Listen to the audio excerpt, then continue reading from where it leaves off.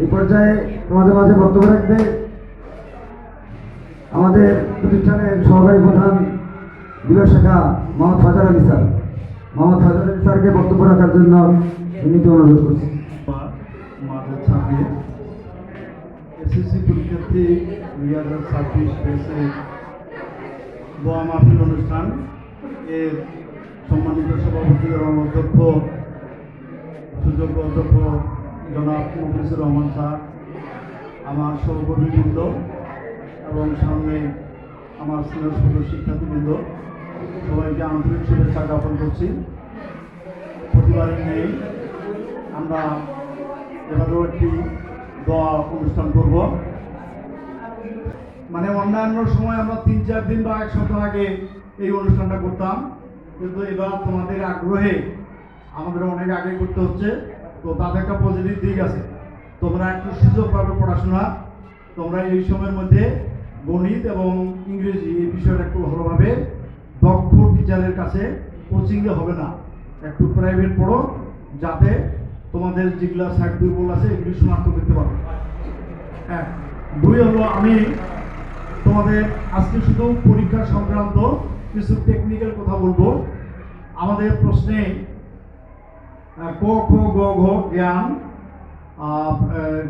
তারপরে হলো প্রয়োগ, তারপরে হলো অনুধাবন এবং উচ্চতর দক্ষতা, এই 4টি স্তরে বিভক্ত। এখন আমরা চেষ্টা করব যে এই 4টি স্তরতে যাতে আমরা টাচ করতে পারি। যেমন যদি আমরা স্টেমটা ভালো করে পড়ি, স্টেমের আলোকে যদি আমি জ্ঞানটা জানি এবং আমার যেটা উচ্চতর দক্ষতা জানা নাই, এটা ফাঁকা রাখা যাবে না, 2-4 লাইন হলেও লিখবে। কারণ আমরা দীর্ঘদিন, আমি প্রায় মোটামুটি 35 বছর এক্সামিনার ছিলাম, কয়েকবার হেড এক্সামিনার ছিলাম। এই আমাকে বলতেছি, আমার কাছে যখনই খাতা আসে আমরা চেষ্টা করি বাচ্চাদেরকে যাতে পাস করাই দেওয়া যায়, কিন্তু খাতা যদি সাদা থাকে তাহলে কি সম্ভব? এটা একটা। আর পরীক্ষা তোমরা কখনোই ঘাবড়াবে না।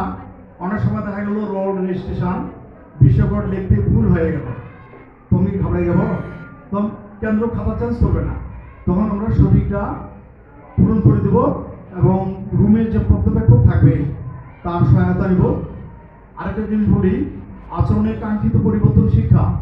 আমরা এমন আচরণ করব যাতে শিক্ষকটি বা ওই রুমের যিনি দায়িত্বপ্রাপ্ত টিচার উনি যাতে তোমাদের আচরণে মুগ্ধ হন এবং বলে যে না, রানীগঞ্জ থেকে যারা আসছে এই বাচ্চাগুলোর আচরণ খুবই ভালো। আচরণ ভালো হলে কিন্তু তোমরা নর্মালি একটা দৃষ্টি কাটতে পারবে টিচারের এবং তোমাদের ফলাফল ভালো হবে। এখন গণিতের ক্ষেত্রে দেখা হলো একটা গণিত কমন নাই।